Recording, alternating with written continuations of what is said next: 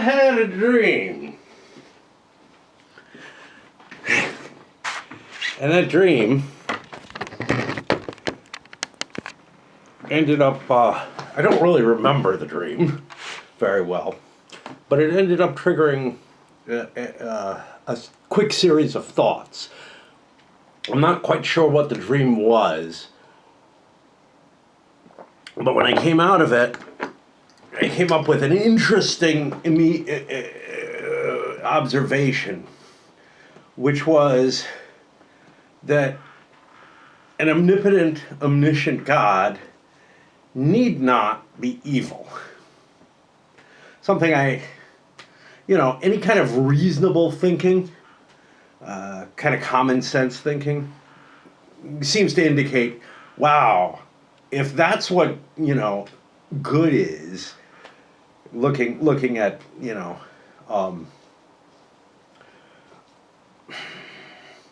certainly anything that's expressed in the Bible, that's just a nasty God. But outside of that, if you were to look, no matter what, all things that are, etc.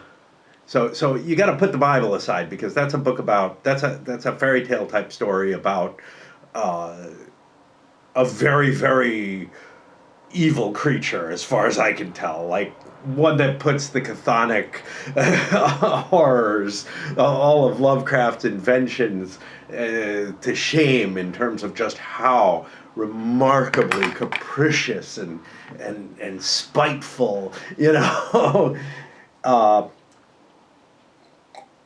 But see, the question comes down to, what does it mean to be omniscient?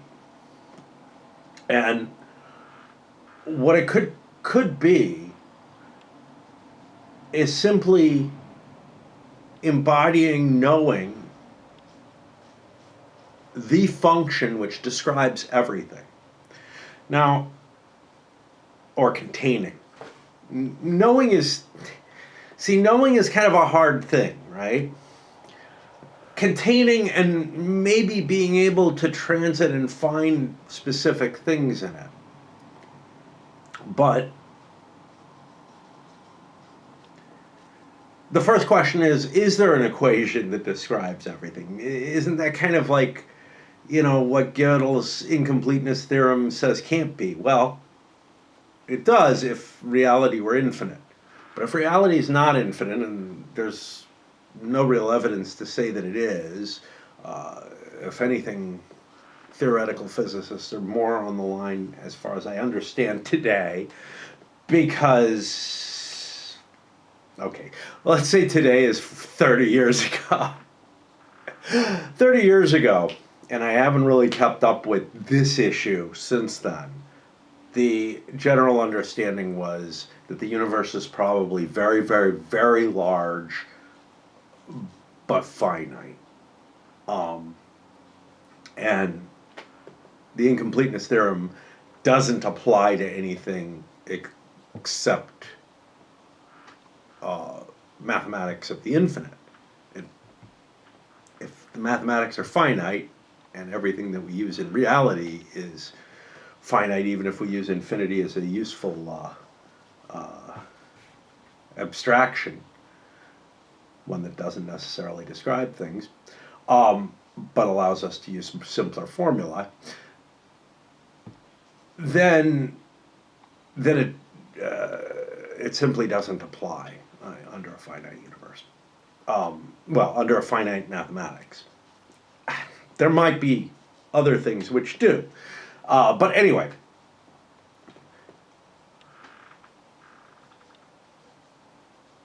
assuming a finite universe, you have, and it has to be finite in time here as well as everything else, you have a starting point and an end point. And I'm not sure infinitely divisible works either. That might be a problem too, because again, that creates an infinity in the space. So at some point there has to be something which cannot be divided further, right? Uh, and that includes measurements like time and space, that they actually have to have a discrete uh, limit. So again, calculus just becomes an abstraction that's useful to us, and we're thrown into the world of Zeno's paradox and all kind of stuff like that, possibly. But anyway, um, as long as everything is finite, as long as the amount that you can drill down and divide is finite, etc., there would have to be some sort of formula which actually encapsulates everything, all essentially all knowledge across all time. Now, it could be an incredibly complicated thing. In fact, it almost certainly would have to be. Um,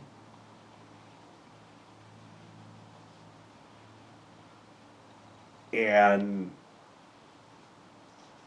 you know, but essentially it would be able to describe, and it would be a vector, type of situation,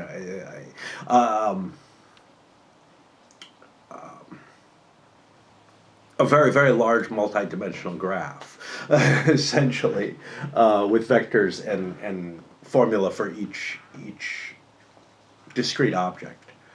Uh, that would invariably exist in some form or another, and this fits in with the sort of concept of defining God as kind of all the laws of the universe. Yeah, well, all the laws of the universe can't be known, necessarily to humanity, and maybe all the laws are simply that formula. That anything else, like the calculus, which attempts to rein them in and understand them, is really simply an abstraction of that grand formula. And anything that we try to understand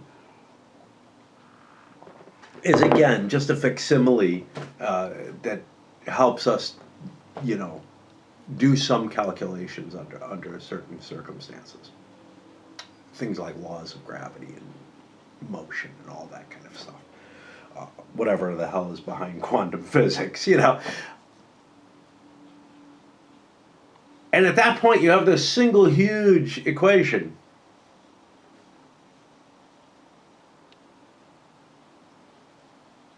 Now, what does it mean to be omniscient in that case? Well, sort of containing the knowledge, that actual equation, understanding it, holding it, is enough to be omniscient. Doesn't even require that you be intelligent in any sort of way to manipulate that. But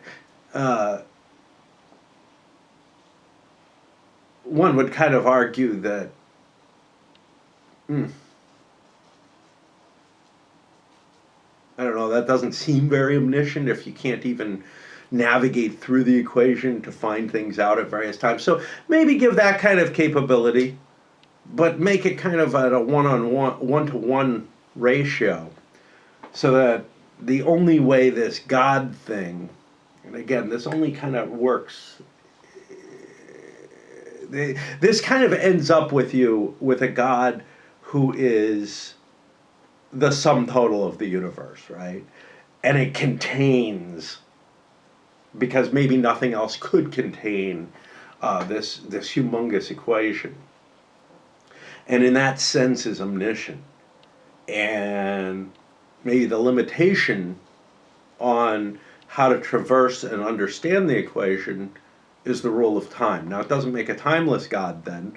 It makes one that's finite, because the universe has to be finite to contain this equation, or probably does.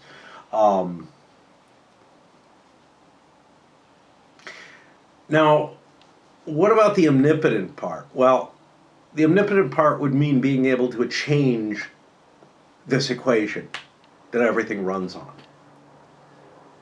And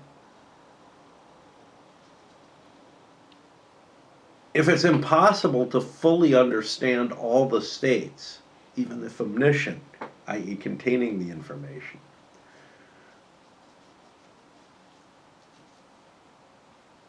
then you could have a thing that maybe has some sort of intelligence or whatever.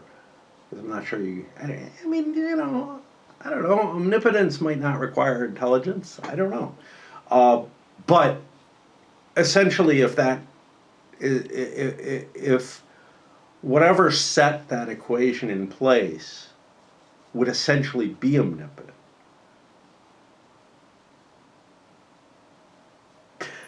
But then after a few moments, I realized, okay, I'm not really getting anywhere with this, to tell you the truth. Because the problem of omnipotence and omniscience,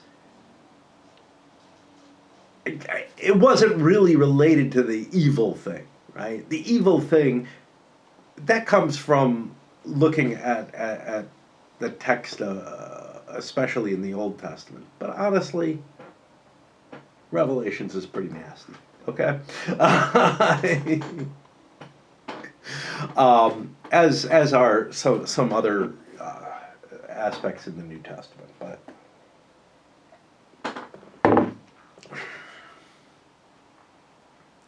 and the real problem with omniscience, with an omniscient and omnipotent God, was it left no room for free will.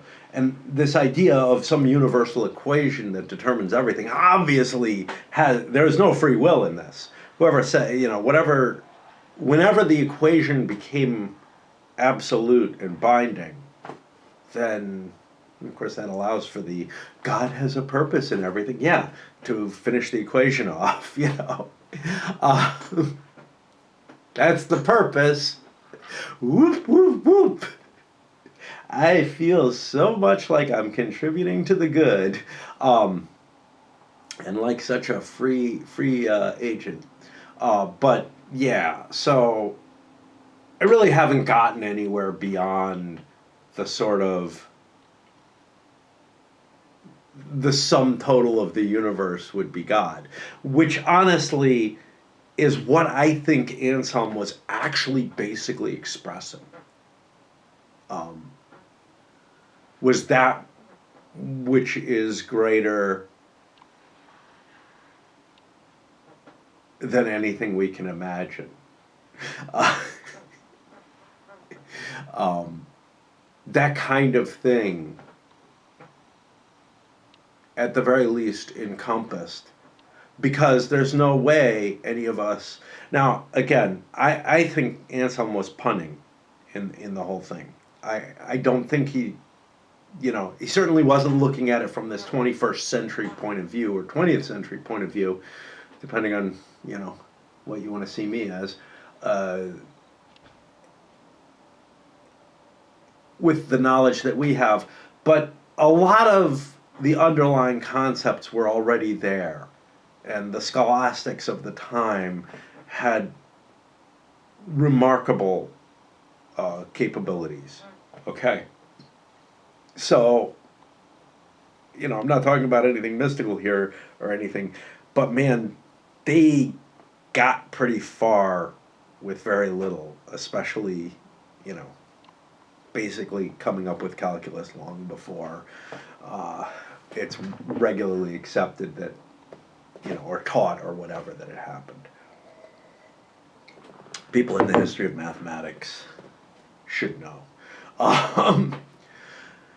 But yeah, so it ends up with kind of the same kind of view that I've always had as one possible definition for God, is simply that it's the everything, and there's no real sort of intelligence there in the way that we would see it.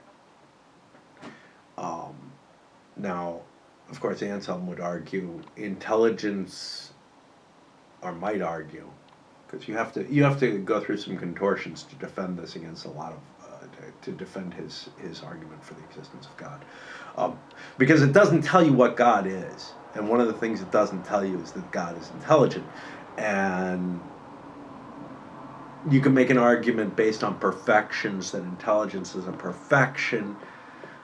But is it really? Something that contains all intelligences seems greater than any one intelligence. But wouldn't we imagine that it had some sort of collective intelligence? Well, there may be things that are simply impossible. The equation doesn't allow for them. Anyway, I woke up relatively recently. I know I'm not making a lot of sense, and trying to distill value out of dreams is usually a pretty futile habit. I kind of wish I knew what the actual dream was that triggered all this. It had something to do with, like, seeing that the equation was there, which obviously I wouldn't be able to see it all or whatever, but yeah. But I shunted away all the sort of fiction that would have probably been really, really cool. The not fiction, but the narrative of that dream, to whatever extent dreams have narratives, in order to chase what seemed like a great idea. But like all great ideas from dreams, not really, doesn't really solidify quite that much, but it can give you kernels, and I'm always hoping for that. A kernel of something new that, when I crack it open, sets me on a pace of some kind of interesting discovery, at least within myself. But this one I don't think is going to be that.